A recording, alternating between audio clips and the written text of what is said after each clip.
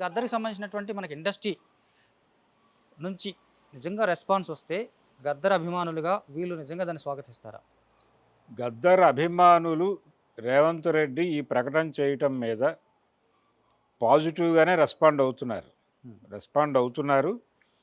ఏదో ఒక పద్ధతిలో ఆయన్ని ఒక ప్రభుత్వ అవార్డుకి ఆయన పేరు పెట్టడం ద్వారా ప్రతి జయంతికి ఇది చేస్తానని కూడా చెప్పాడు ఆయన.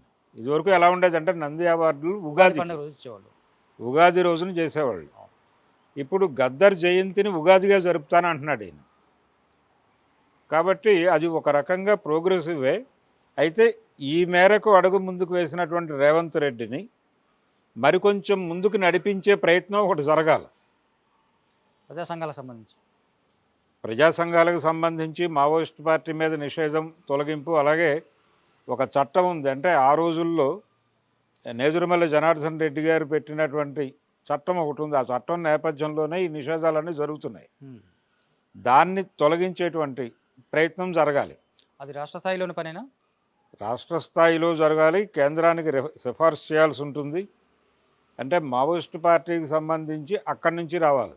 ఇందాక మీరు అన్నట్టుగా కమ్యూనిస్టులు అనేది పార్టీలు అంటున్నారు కదా. యాక్చువల్గా ఇప్పుడు కాంగ్రెస్ నుంచి రేవంత్ రెడ్డి కానీ కేంద్రానికి మావోయిస్టులు నిషేధం ఎత్తేమని లేఖ రాస్తే అది ఇప్పుడున్న కంట్రీ మూడుకి సంబంధించి చూస్తే, ఇప్పుడున్న కాషాయం దానికి సంబంధించి చూస్తే ఎంత పెద్ద ఇదవుతుందో, బట్ దేశవ్యాప్తంగా ఎంత పెద్ద వ్యతిరేకత వస్తుంది అనేది ఈయన రిప్రజెంట్ చేస్తోంది కాంగ్రెస్ పార్టీ. అదే అండి, కాంగ్రెస్ పార్టీ మీద దారుణమైన వ్యతిరేకత వస్తుంది కదా. కాంగ్రెస్ పార్టీని రిప్రజెంట్ చేస్తున్నాడు ఆయన. కాంగ్రెస్ పార్టీ బీజేపీ మీద యుద్ధం చేస్తోంది అన్ని రకాలుగాను.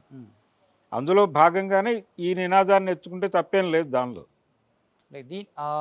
కాదు, ఇప్పుడు ఈ కాంగ్రెస్ మావోయిస్టుల మీద నిషేధం ఎత్తేయాలని నినాదాన్ని తీసుకుంటే మావోయిస్టులు కాంగ్రెస్ సపోర్ట్ చేస్తారనేది కదా ఇందులో ఇండైరెక్ట్గా ఉండేది. ఇప్పుడు వైఎస్ రాజశేఖర రెడ్డి నక్సలైట్లతో మేము చర్చలు జరుపుతాము, వాళ్ళ మీద నిషేధం తొలగిస్తాము, వాళ్ళు బయటకు వస్తే స్వాగతిస్తాము అని చెప్పాడు కదా. 2003లో 2004లో బయటకు తీసుకొచ్చారు కదా. తర్వాత ఏం జరిగింది అనేది వేరే చర్చ. ముందైతే ఒక బహిరంగ చర్చలకి దానికి దారి తీశారు కదా. అంతకు ముందు చెన్నారెడ్డి గారు గెలిచినప్పుడు 89లో ఆయన కూడా రిలాక్సేషన్ పీరియడ్ అని అనౌన్స్ చేశాడు. మీరు సభలు సమావేశాలు పెట్టుకోవచ్చు అన్నాడు. ఆ తర్వాత జనార్దన్ రెడ్డి వచ్చి బ్యాన్ పెట్టాడు. జనార్దన్ రెడ్డి బ్యాన్ పెడుతూ తీసుకొచ్చినటువంటి యాక్టే ఇప్పటికీ కొనసాగుతోంది. దాన్నే మళ్ళీ తెలంగాణకు అన్వయించి ఇక్కడ వాడారు కేసీఆర్ గారు. దాన్ని తొలగించే దమ్ముందా రేవంత్ రెడ్డికి అనేది ప్రశ్న. దాన్ని తొలగించి కనీసం మావోయిస్ట్ పార్టీని పక్కన పెట్టండి, విద్యార్థి సంఘాలు యువజన సంఘాల మీద ఉన్న నిషేధమైనా తొలగించాలి కదా. అది తొలగించే ఏర్పాటు చేయాలి కదా. జననాట్య మండలితో సహా నిషేధించారు కదా ఆ రోజున జనార్దన్ రెడ్డి గారు. నిషేధించిన తర్వాత కదా వీళ్ళు ప్రజా కళా మండలి అని ఇతర పద్ధతుల్లో వెళ్ళారు. కాబట్టి అక్కడ వరకు నిషేధం తొలగించే, ప్రజా సంఘాల మీద నిషేధం తొలగించే దిశగా అది గద్దర్ కలే. గద్దరు ఆయన కాంగ్రెస్ వైపు ఉన్నప్పుడు కూడా ఇదే మాట్లాడాడు.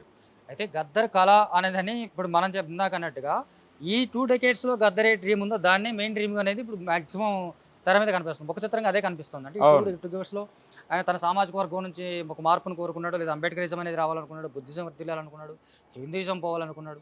అంటే విప్లవం మన వర్గ పోరాటం సక్సెస్ కావాలనే దానికంటే కూడా ఇవే ఎక్కువ తెర మీదకి వచ్చినాయి. వీటిని వీళ్ళు కళలుగా ప్రజెంట్ చేస్తున్నప్పుడు ఇక్కడ మావోయిస్టులు కానీ మీరన్న ప్రజా సంఘాలు మాట్లాడాడు. ఆయన అన్ని మాట్లాడాడు, అన్నీ రిప్రజెంట్ చేశాడు కూడా. ఇప్పుడు కంచాయలయ్య గారు కూడా మనకి గద్దర్ గారి కాలంటే విప్లవోద్యమానికి దానికి కావచ్చు కాక తన సామాజిక వర్గానికి ఎప్పుడైతే ఒక విముక్తి లభిస్తుందో అదే నిజమైనటువంటి ఇదని చెప్పేసి కంచాయలయ్య గారు కూడా మన 2-3 సార్లు స్పీచ్లో అదే. ఇప్పుడు ఇక్కడ ఏమిటి, భారతీయ సమాజంలో కులమే వర్గము అనే స్పృహతో మాట్లాడటం అనేది జరిగి తీరాలి.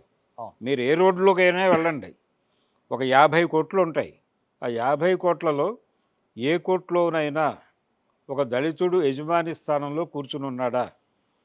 ఏ దళితుడైనా కనీసం ఒక వ్యాపారం తన పేరుతో నడిపే పరిస్థితి ఉందా? చాలామంది ఐఏఎస్ ఉద్యోగాలు చేసినటువంటి దళితులు వాళ్ళ దగ్గర డబ్బులు ఉంటాయి, కానీ వాళ్ళ పిల్లలతో వాళ్ళంతటి వాళ్ళు పరిశ్రమలు పెట్టించలేని దౌర్భాగ్య పరిస్థితి ఉంది ఇప్పటికీ కూడా. వీళ్ళు ఏ కమ్మ సామాజిక వర్గానికి చెందినవాడో, రెడ్డి సామాజిక వర్గానికి చెందినవాడికో రెడ్డి కులానికో కమ్మ కులానికో చెందిన పెట్టుబడిదారుల దగ్గర ఈ డబ్బులు పెట్టి వాళ్ళ వ్యాపారాల్లో వీళ్ళు కూడా భాగస్వాములు అవుతున్నారు తప్ప.